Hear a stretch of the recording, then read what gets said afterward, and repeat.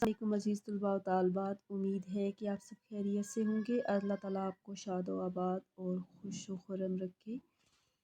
عزیز طلباء، آپ کو جیسا کہ آپ جانتے ہیں کہ ہم اپنے پچھلے لیکچر میں ابن انشا کا ایک سفر نامہ شیراز کنارے آب رکن آباد وغیرہ پڑھ رہے تھے، اور اس کے تقریباً ہم نے 87 پیج کا ایک لاسٹ پیراگراف شاید رہتا تھا، باقی ہمارا یہاں تک ہو گیا تھا، اور آج ہم یہاں سے پڑھیں گے جہاں پہ شیخ سعدی کا مزار پہ جو مصنف کی کیفیت وہ سارا ہم پڑھ چکے تھے، اور اس سے اگلی منزل جو ہے وہ مسجد وکیل، یہاں سے سٹارٹ کریں گے۔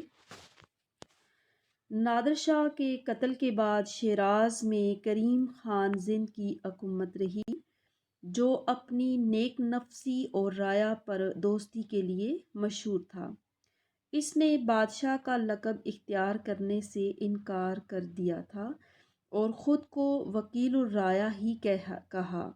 اس کے عہد میں شیراز کے بھاگ کھلے، اور یہ مسجد بھی اسی کی یادگار ہے۔ اس کی ٹائلیں بہت خوبصورت ہیں، ساتھ ہی مشہور بازار وکیل ہے۔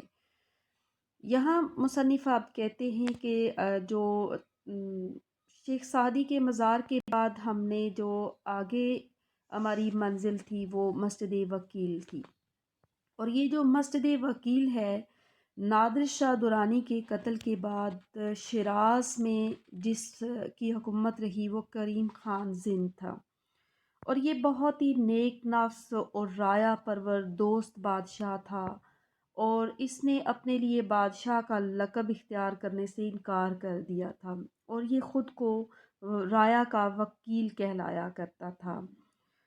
اس طرح اس کے دور حکومت میں شیراز شہر کے نصیب یا قسمت جاگ اٹھی۔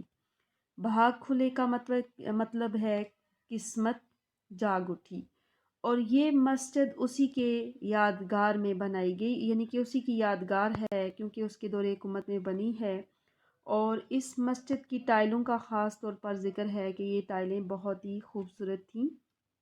ساتھ ہی ایک مشہور بازار وکیل ہے۔ ایک بازار وکیل یعنی یہ بھی بادشاہ کریم خان زند کے نام کی نسبت سے اس بازار کا نام بھی بازار وکیل رکھا گیا، تو یہ بھی وہاں کا بازار مشہور تھا۔ وہاں سے ٹیکسی لی اور دروازہ قرآن دیکھا۔ ایک زمانے میں شیراز کے گرد فصیل اور دروازے تھے جن میں فقط یہی دروازہ باقی ہے۔ اس کا نام قرآن دروازہ اس لیے ہے کہ اس کے اوپر برکت کے لیے قرآن مجید کا ایک نسخہ رکھا رہتا تھا، جو اب تہران کے عجائب گھر میں ہے۔ اصفہان اور تخت جمشید سے آنے والی شہرہ دروازے کے نیچے سے گزرتی ہے۔ اب اس کے بعد جو اگلی منزل ہے مصنف کی وہ دروازہ قرآن۔ کہتے ہیں کہ شیراز میں ایک زمانے میں پورے شہر کے چاروں طرف ایک بہت بڑی فصیل یعنی دیوار اور دروازے تھے، جن میں فقط ایک دروازہ ابھی تک باقی تھا، اس کا نام دروازہ قرآن ہے۔ دروازہ قرآن اس لیے کہ اس دروازے کے اوپر برکت کے لیے قرآن رکھا گیا تھا، اور یہ کہتے ہیں کہ اب وہ قرآن تو وہاں نہیں، لیکن صرف دروازہ ابھی بھی باقی ہے، اور یہ قرآن اب تہران کے عجائب گھر میں موجود ہے۔ اصفہان اور تخت جمشید یہ شیراز کے دو شہروں کے نام ہیں، اور کہتے ہیں کہ یہاں سے آنے والی سڑک اسی دروازے کے نیچے سے گزرتی ہے۔ اس کے بعد وہ کہتے ہیں کہ ابھی شاید 12 کا عمل تھا اور تخت جمشید باقی تھا۔ ہم نے ایک سالم ٹیکسی روکی، اس نے 15 تومان کہے، ہم نے 10، آخر 12 طے ہو گئے۔ ڈرائیور کا نام منصور تھا اور اس نے دعویٰ کیا کہ مجھے تھوڑی انگریزی بھی آتی ہے۔ یہ دعویٰ اس کے ہم نام منصور کے دعویٰ ان الحق سے بھی زیادہ مبالغہ آمیز تھا، کیونکہ اصل میں اسے صرف ایک لفظ آتا تھا، یس، اور اسے وہ مسلسل اور متواتر استعمال کرنے پر مصر تھا۔ ہم فارسی میں لمبی چوڑی گفتگو کرتے تھے اور وہ یس کہہ کر فارغ ہو جاتا تھا۔ گفتگو کے کم و بیش یوں ہی رہی تھی۔ سوال فارسی میں کیا کہ میاں منصور تم شیراز کے رہنے والے ہو یا یہاں باہر کے؟ تو جواب یس۔ سوال، یہاں سے اصفہان کے کوس پر ہے؟ جواب، یس۔ ہمارا جہاز، سوال پھر کیا گیا کہ ہمارا جہاز 3:30 بجے روانہ ہوتا ہے یا 4 بجے؟ جواب، یس۔ آخر ہم نے عاجزی سے کہا کہ ہم انگریزی نہیں سمجھتے، فارسی میں گفتگو کرو۔ اب یہاں پہ مصنف کہتے ہیں کہ ابھی تقریباً 12 کلومیٹر تخت جمشید پہنچنے میں باقی تھے، تو ہم نے ایک ٹیکسی روکی اور ٹیکسی والے نے 15 تومان، ایرانی سکے کا نام ہے تومان، تو ٹیکسی ڈرائیور نے 15 تومان ڈیمانڈ کیے اور ہم نے 10 کہا، لیکن 12 پہ وہ راضی ہو گیا۔ اور اس ٹیکسی ڈرائیور کا نام منصور تھا۔ اس نے دعویٰ یہ کیا تھا کہ مجھے انگریزی آتی ہے، لیکن اس کی انگریزی کا یہ دعویٰ بالکل اس کے ہم نام منصور الاج ایک صوفی بزرگ گزرے ہیں جنہوں نے ان الحق کا نعرہ بلند کیا تھا، اور ان کا یہ نعرہ تھا کہ حق میں ہوں، یعنی کہ میں خدا ہوں۔ اور یہ نعرہ سن کر علماء کرام نے اس پر کفر کا فتویٰ لگا دیا تھا۔ کہتے ہیں کہ جس طرح ان کا یہ نعرہ غلط ثابت ہوا، غلط تھا، جھوٹا تھا، بالکل اسی طرح منصور ڈرائیور کی انگریزی کا دعویٰ، وہ صرف انگریزی کا ایک لفظ یس جانتا تھا، اس کے علاوہ اسے اور کوئی لفظ نہیں آتا تھا۔ سوال وہ فارسی میں لمبی چوڑی گفتگو کرتے اور اس کا صرف یس کہہ کر وہ بات کو ختم کر دیتا تھا۔ یہاں پہ ایک لفظ مصر تھا، یعنی بازید تھا، اصرار کر رہا تھا ایک ہی بات پہ۔ اور اسی طرح یہاں سے اصفہان کے کوس پر ہے۔ مصنف نے سوال کیا کہ اصفہان کتنے میل دور ہے، تو اس نے یس کا جواب دیا۔ اسی طرح پھر انہوں نے کہا کہ ہمارا جہاز 3:30 بجے روانہ ہوتا ہے یا 4 بجے، تو اس سے اندازہ ہوتا ہے کہ اس کو صرف ایک لفظ یس ہی آتا تھا۔ اور اس بات سے تنگ آ کر پھر آخر کار مصنف نے کہا کہ ہم انگریزی نہیں سمجھتے، تم صرف فارسی میں گفتگو کرو۔ بہرحال انگریزی کیسی بھی ہو، ٹیکسی منصور کی اچھی تھی اور خوب چلتی تھی۔ راستے میں ہم نے پوچھا، افسوس رکن آباد نہیں دیکھا۔ اس وقت ہم ایک نالے کے پاس سے گزر رہے تھے۔ منصور نے کہا، آقا یہی رکن آباد ہے؟ یہ ایک سوکھا نالہ تھا، حافظ صاحب یہیں سیر کر کے خوش ہو جاتے ہوں گے۔ منصور نے کہا، بہار کے موسم میں آئیے اور سبزے کی بہار دیکھیے۔ یہ موسم شیراز دیکھنے کا نہیں ہے، گھاٹیاں آتی تھیں، گزر جاتی تھی۔ آخر 55-60 میل جانے کے بعد افق پر دارا کے محل کے مناروں کی تحریر نظر آ رہی۔ آخر آ گیا نا تخت جمشید۔ اب یہاں پہ مصنف کہتے ہیں کہ انگریزی جیسی بھی تھی منصور کی، ٹیکسی بہت اچھی تھی اور اچھا چلتی تھی۔ اور راستے میں جب ہم نے پوچھا ٹیکسی ڈرائیور سے کہ افسوس ہے کہ ہم نے رکن آباد نہیں دیکھا۔ رکن آباد جو ہے یہ ایران کا ایک قدیم دریا ہے جو اب کہا جاتا ہے کہ خشک ہو کر ایک نالے کی شکل میں تبدیل ہو چکا ہے، اور یہ شیراز کے پاس سے گزرتا تھا، اور حافظ شیرازی اس کے کنارے بیٹھ کر شاعری اور عبادت کیا کرتے تھے۔ تو مصنف نے جب منصور ڈرائیور سے کہا تو منصور نے کہا کہ آقا یہی رکن آباد ہے، یعنی کہ اس وقت وہ رکن آباد کے اس سوکھے نالے کے قریب سے گزر رہے تھے۔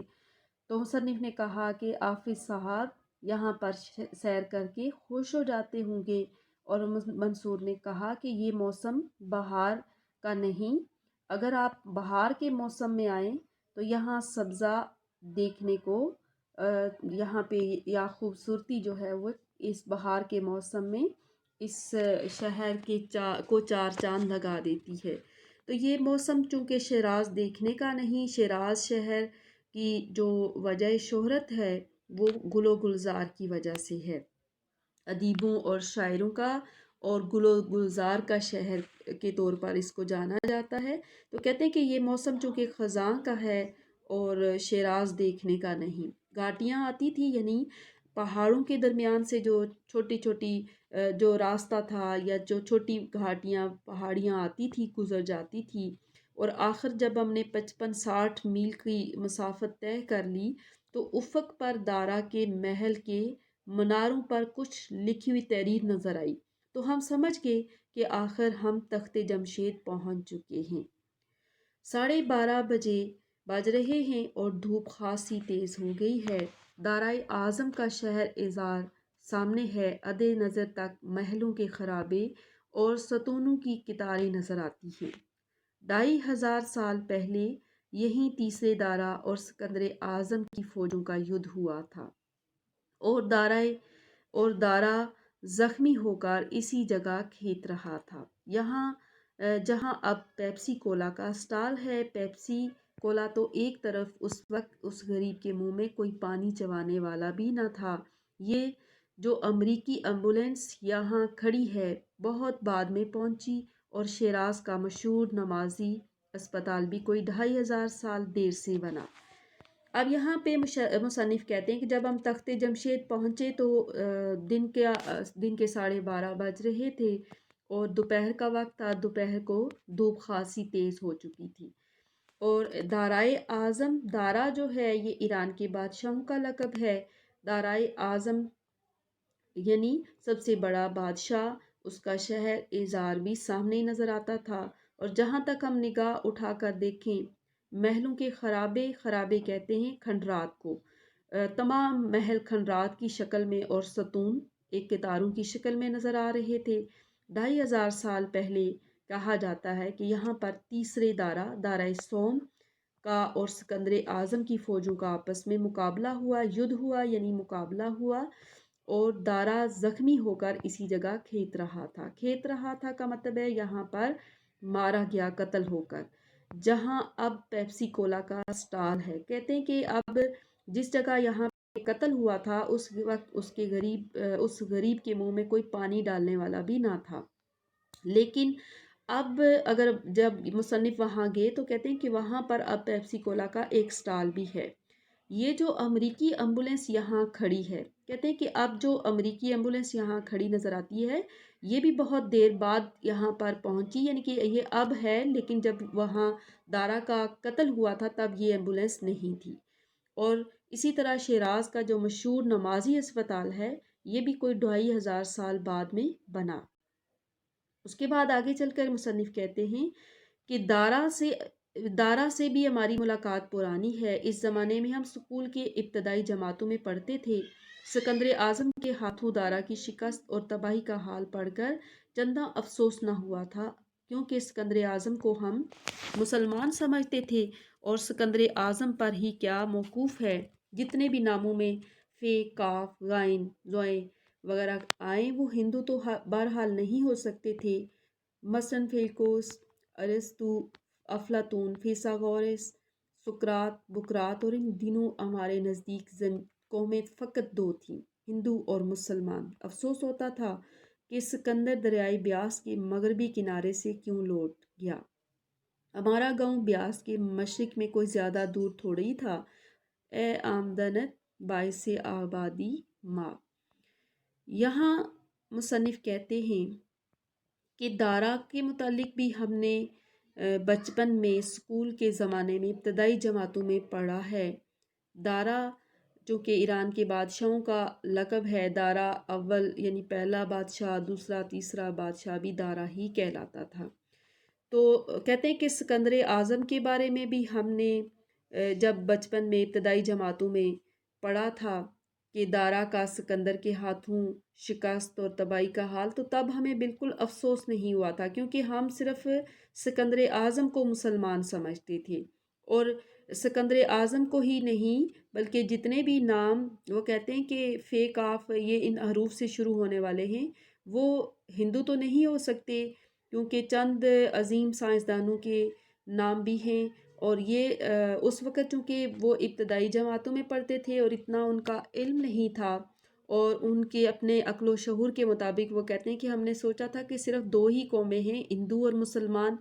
افسوس ہوتا تھا کہ سکندر جو ہے وہ کہا جاتا ہے کہ سکندر اعظم جو ہے وہ پوری دنیا کو فتح کرنا چاہتا تھا اپنی سلطنت کو وسیع بنانے کے لیے، تو جب وہ فتوحات کرتے کرتے یہاں پہ ہندوستان میں کہتے ہیں کہ دریائے بیاس کے قریب پہنچا تو بیمار پڑ گیا، اور یہیں سے وہ واپس پلٹ گیا تھا، اور مصنف کا کہنا یہ ہے کہ یہ ہمارا جو گاؤں ہے وہ بیاس کے مشرق سے کوئی زیادہ دور نہیں تھا، اگر وہ یہاں آ جاتا تو اس کی آمد ہمارے لیے باعث مسرت ہوتی، اے آمدنت باعث آبادی ماں، یعنی اس کی آمد ہمارے لیے باعث مسرت ہوتی۔ یہ جو چٹانوں کا سلسلہ تخت جمشید کے پس منظر میں نظر آتا ہے کوہ رحمت کہلاتا ہے۔ تخت جمشید کو جمشید کیوں کہتے ہیں؟ کوہ رحمت میں رحمت کی کیا بات ہے؟ اور جو ہم نقش رستم دیکھنے جائیں گے اسے رستم کا کیا تعلق ہے؟ یہ کوئی نہیں بتا سکتا۔ یہاں کہیں تخت جمشید سے 100 سال پہلے سیروس اعظم کا بنا کردہ شہر پازر گاد تھا اور انہی نواحات میں استخر کی آبادی تھی۔ استخر تو عہد اسلام میں کئی صدیوں تک مشہور رہا۔ اب یہ تینوں شہر محض خرابے ہیں۔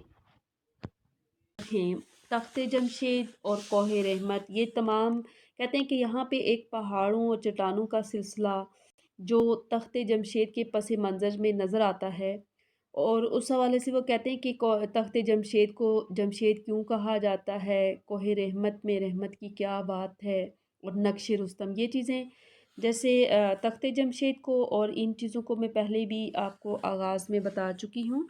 اور یہاں پہ ایک نئی چیز کا ذکر ہے نقش رستم کا۔ تو یہ نقش رستم جو ہے وہ تخت جمشید کے قریب ہی ایک شاہی قبرستان ہے جہاں ایہا منشی خاندان کے 4 عظیم شہنشاہوں کے مقبرے ہیں، جن میں دارائے اول جس کو خرخشاس کہا جاتا ہے، اور دارائے اول جو اس میں ارد شیر اول دارا ثانی شامل ہیں۔ اور یہ جو چند ایک بادشاہوں کے نام لیے، اس کے علاوہ بھی یعنی کہ 4 عظیم بادشاہوں کے مقبرے ہیں یہاں، اور کہتے ہیں کہ یہ قبریں جو ہیں چٹانوں کو کاٹ کر بنایا گیا تھا ان کی قبروں کو۔ اور اس کے بعد یہاں پہ جو 3 شہروں کا ذکر ہے اس ایران کے، یہ جو تخت جمشید ہے یہاں پہ اس سلطنت کے ایک بادشاہ سیروس اعظم، اس نے ایک شہر یہاں پہ پازر گاد آباد کیا تھا، اور اس کے 100 سال کے بعد کہتے ہیں کہ یہاں پہ بادشاہ دارا اول نے تقریباً 25 میل کے فاصلے پر ایک اور نیا شہر آباد کیا، اور وہاں ایک محل تعمیر کرایا۔ جو نیا شہر یہاں پہ آباد کیا تھا اس کو وہاں پہ ایک محل بنایا، اور اس محل کا نام توخر، توئیں خیر رے، توخر کے نام سے مشہور ہوا وہ محل، اور اسی محل کی نام کے نسبت سے پورے شہر کا نام استخر پڑ گیا۔ استخر الف صاد توئیں خیرے، استخر۔ یہاں پہ پھر اسی شہر کا یہ نام یونانیوں نے بعد میں اس کو، اور پھر بعد میں پارسیوں نے اس کو تخت جمشید کا نام دیا۔ تخت جمشید کہتے ہیں کہ شیراز سے تقریباً 40 میل کی مسافت پر ہے، 60-70 میل بھی کہا جاتا ہے، اور دارائے اول نے اسی نو آباد شہر کو اپنا دارالحکومت بنایا اور اسی کو ہر لحاظ سے ترقی دی، اور یہ شہر 3 مضبوط فصیلوں سے گھیرا ہوا تھا۔ ان میں ایک فصیل میناروں اور ستونوں کی کتاروں پر مشتمل تھی، اور اس کے بیچ میں وہ شاہی محل تھا جو تخر کے نام سے مشہور تھا۔ اس محل کے درمیان 50 مربع فٹ کا ایک وسیع کمرہ تھا جس کی دیواروں پر الفاظ کچھ لکھے گئے تھے جو آج بھی کہتے ہیں موجود ہیں۔ اس میں وہ جو الفاظ لکھے ہوئے تھے وہ یہ تھے کہ میں دارا بڑا بادشاہ، بادشاہوں کا بادشاہ، ملکوں کا بادشاہ، استا سب کا بیٹا، جس نے یہ محل تعمیر کرایا ہے۔ یہ عبارت ان کے اوپر، ان دیواروں پر لکھی ہوئی ہے۔ اور سکندر اعظم نے دارا سوم کو جب شکست دی تھی تو ان تمام محلات کو اس نے جلا دیا تھا، آگ لگا دی تھی، اور آگ لگا کر ان کو ویران کر دیا تھا۔ تو یہاں پہ وہ اب آپ کو یہ سمجھ آ گئی ہوگی، اب آگے چلتے ہیں۔ وہ کہتے ہیں یہ شہر کھا گئی کس کی نظر کسے معلوم، یعنی کہ اس شہر کو نہ جانے کس کی نظر کھا گئی اور کیسے یہ شہر تباہ ہو گیا۔ کھنڈرات کی کرسی زمین سے کوئی 30-40 فٹ اونچی ہے اور اس پر چڑھنے کے لیے چوڑی سیڑھیوں کا سلسلہ ہے۔ ان سیڑھیوں پر گھوڑے ماہ سواروں کے ٹاپے مارتے چڑھتے تھے۔ لیجئے اب مسطح میدان ہے۔ بہت سے محلوں میں تو میناروں کے فقط ٹھنڈ باقی ہیں، لیکن بعض منارے اب بھی آسمان سے باتیں کرتے نظر آتے ہیں۔ دیواریں کئی فٹ اونچی کئی فٹ تک قائم ہیں اور دروازے تو اکثر جگہ 2500 سال سے یوں ہی کھڑے ہیں اور ان کی نقاشیوں کا جلال قائم ہے۔ کئی شیروں کے مجسمے ہیں، کئی بیلوں کے بت، اور یہاں امام تھا، یہاں دیوان خاص تھا۔ اب آپ دھوپ کی پرواہ نہ کرتے ہوئے چلتے جائیے، محلوں کی وسعت سے نہ گھبرائیے، آخر بنانے والے اپنے زمانے کے جہاں پناہ تھے۔ اس زمانے میں آپ کو کون یہاں گھسنے دیتا؟ وہ ان سیاہوں کی ہڈیاں بھی گل گئی ہوں جنہوں نے اپنے ناموں کو دوام عطا کرنے کے لیے انہیں مختلف دروازوں پر اور محرابوں پر ٹھیکریوں سے کونندہ کر دیا ہے۔ کوئی کتبہ جرمن میں ہے، کوئی فرانس میں، ایک 1896 کا ہے نیو یارک ٹائمز کے نامہ نگار کا، ایک کی تاریخ 1858 ہے، ایک کی 1836 کا بھی۔ سینوں سینچیوں ایوانوں میں سے گزرتے ہوئے ایک میوزیم میں پہنچتے ہیں۔ چھوٹا سا میوزیم ہے کیونکہ یہاں کے آثار کچھ طیران چلے گئے، کچھ اپنے آبا کی کتابوں کی طرح۔ لندن اور پیرس میں تخت جمشید کے میوزیم میں زیادہ تر چھوٹے بڑے مٹکے مٹکیاں ہیں، جلی ہوئی لکڑی کے کچھ ٹکڑے بھی، کیونکہ آخر سارا محل آگ کے سپرد کر دیا گیا تھا۔ یہ پیرا بھی بڑا امپورٹنٹ ہے وضاحت کے پوائنٹ آف ویو سے۔ یہاں پہ کہتے ہیں کہ جب وہ تخت جمشید پر وہاں پہنچتے ہیں تو کہتے ہیں کہ کھنڈرات جو ہیں یہ محلات زمین سے تقریباً 30-40 فٹ اونچائی پر ہیں۔ اس پر چڑھنے کے لیے کہتے ہیں کہ چوڑی سیڑھیوں کا سلسلہ ہے، یعنی چوڑی سیڑھیاں بنائی گئی ہیں اور ان سیڑھیوں پر ہم گھوڑوں پر سوار ہونے کے ساتھ ساتھ چھلانگیں مارتے ہوئے چڑھ سکتے ہیں۔ اب جب اوپر پہنچ جائیں تو وہاں مسطح میدان یعنی بالکل ہموار میدان ہے اور بہت سے محلوں میں میناروں کے صرف ہمیں تنے باقی نظر آتے ہیں، یعنی کہ اگر آپ جیسے ٹھنڈ باقی رہنا کا مطلب یہ ہے جس طرح درخت کا اوپر والا شاخوں والا حصہ کاٹ دیں تو نیچے تنا رہ جاتا ہے، بالکل ایسے ہی منار اگر اوپر سے گر جائیں تو پیچھے ٹھنڈ باقی رہ جاتا ہے۔ اور بعض منارے اب بھی آسمان سے باتیں کرتے دکھائی دیتے ہیں، یعنی کہ بعض منار اب بھی اتنے سال بعد بھی یہ اپنی شان و شوکت برقرار رکھے ہوئے ہیں، یعنی ابھی تک قائم و دائم ہیں، اور دیواریں کئی فٹ اونچی ہیں۔ دروازے کہتے ہیں کہ 2500 سال گزرنے کے باوجود بھی آج بھی بعض دروازے اسی طرح کھڑے ہیں اور ان دروازوں کے اوپر جو نقاشیوں کا جلال ہے وہ بھی قائم ہے، یعنی نقاشیوں نقش و نگاری یا اس پہ جو دروازوں پہ خوبصورتی کے لیے جو کام کیا گیا تھا وہ آج بھی اس کا جلال یعنی روحب و دبدبہ قائم ہے۔ ان محلات کے یہاں پہ محلات میں کئی جگہوں پہ ہمیں شیروں کے مجسمے نظر آتے ہیں، شیروں کے مجسمے یعنی شیروں کے بت بنے ہوئے، کئی بیلوں کے بت ہیں، اور کہیں پہ حمام نظر آتے ہیں، کہیں دیوان خاص یعنی مہمانوں کے ٹھہرانے کا دیوان خاص، اور کہیں پر اگر آپ دھوپ کی پرواہ نہ کریں تو یہاں محلوں کی وسعت سے نہ گھبرائیں بلکہ چلتے جائیں۔ کہتے ہیں کہ یہ محلات اتنے وسیع رقبے پر بنائے گئے ہیں کہ آپ اگر ان میں چلنے سے گھبرائیں نہ تو آپ دیکھتے چلے جائیں۔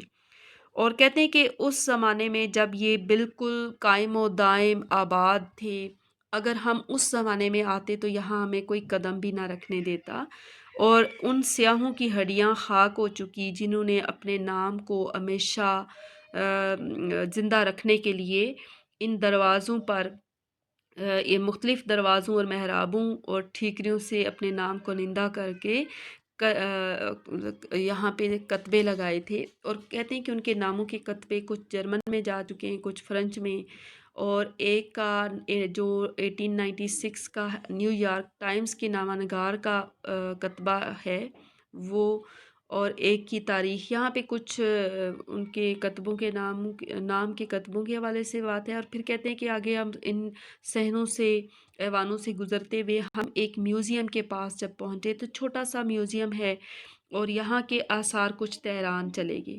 یہاں پہ وہ کہتے ہیں کہ یہ میوزیم اب چھوٹا سا ہے، اور یہاں کے جو آثار قدیمہ پہلے یہاں رکھے گئے تھے، اب وہ یہاں اس میوزیم میں موجود نہیں، اب ان کے یہ آثار قدیمہ تہران کے عجائب گھر میں جا چکے ہیں۔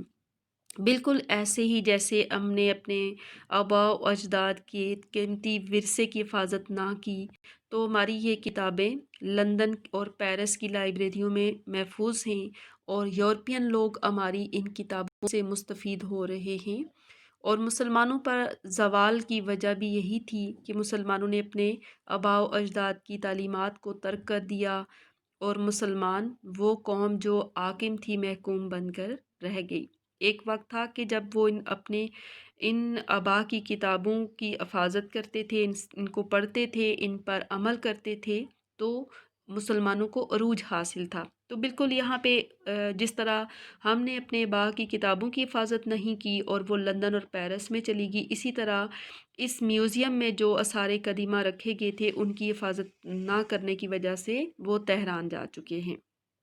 تخت جمشید کے میوزیم میں زیادہ تر چھوٹے بڑے مٹکے، یعنی کہ اب جو چیزیں نظر آتی ہیں وہ چھوٹے چھوٹے مٹکے، مٹکیاں، جلی ہوئی لکڑیاں اور کچھ ٹکڑے، اور چونکہ یہ محل سارا جو ہے وہ دارا اسکندر اعظم نے دارا سوم کو شکست دینے کے بعد جلا دیا تھا، اس لیے اب یہاں جلی ہوئی چیزیں نظر آتی ہیں۔